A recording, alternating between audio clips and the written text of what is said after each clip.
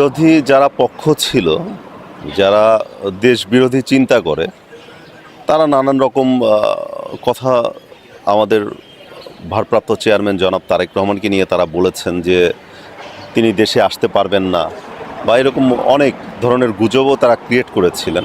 কিন্তু বাংলাদেশের জনগণ তাদের এই 25শে ডিসেম্বর যেভাবে তাকে অভ্যর্থনা জানিয়েছেন, তারেক রহমানকে সকলে তার ওই অভ্যর্থনায় অংশগ্রহণ করে ওই বিরোধী চক্র, যারা দেশ বিরোধী চক্র আমরা বলি, তাদের কিন্তু দেখিয়ে দিয়েছেন যে তারেক রহমান মানেই বাংলাদেশ, তারেক রহমানের জনপ্রিয়তা কতটা এই বাংলাদেশে আর কি।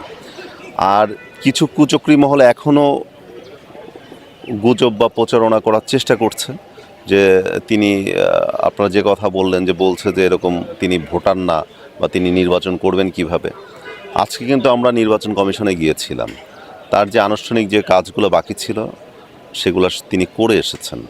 তো তিনি এই দেশের সন্তান, তিনি শহীদ রাষ্ট্রপতি জিয়াউর রহমান যিনি স্বাধীনতার ঘোষক তার সন্তান, সাবেক তিনবারের প্রধানমন্ত্রী বেগম খালেদা জিয়ার সন্তান। সব থেকে বড় কথা, তিনি একজন বাংলাদেশি, বাংলাদেশের মানুষ তিনি। তো তার অগ্রাধিকার আছে বাংলাদেশি হিসাবে নির্বাচন করার। দীর্ঘকাল তিনি যেহেতু দেশে ছিলেন না, সো দ্যাট তার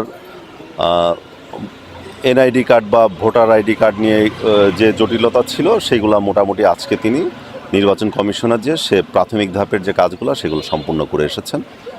এখন আমরা এরকম আর কোনো সমস্যা দেখছি না যে তিনি যে কথাগুলা গুজব ছড়ানো হচ্ছে দেশবাসীর কাছে, এগুলো নিয়ে আর কোনো সংশয় আছে এরকম আমরা মনে করছি না। অবশ্যই জবাব, কারণ আমরা এমন একজনের আদর্শকে ধারণ করে আমরা রাজনীতিটা করি বা আমরা দলটা করি, যিনি কথা কম কাজ বেশি করার চেষ্টা সবসময় করতেন, এবং তার সন্তানও জনাব তারেক রহমান একইভাবেই তিনি কাজ করেন বা রাজনীতি করেন। এখন পর্যন্ত দেখবেন না 5ই আগস্টের পর থেকে যে ফ্যাসিস্ট যে গভর্নমেন্ট ছিল, সে দলের নাম বা সেই দলের প্রধান যে ছিল, যে সবসময় তাদের ব্যঙ্গ করে কথা বলতো, তাদের নাম পর্যন্ত তিনি উচ্চারণ করেছেন। ইভেন বর্তমান যে প্রতিপক্ষ যারা আছে, যারা নিজেদের জাহির করার চেষ্টা করছে, তাদেরও কিন্তু তিনি সরাসরি কখনো তাদের বিরুদ্ধে কোনো কথা বলেন না। এটাই হচ্ছে দেশনায়ক জনাব তারেক রহমান।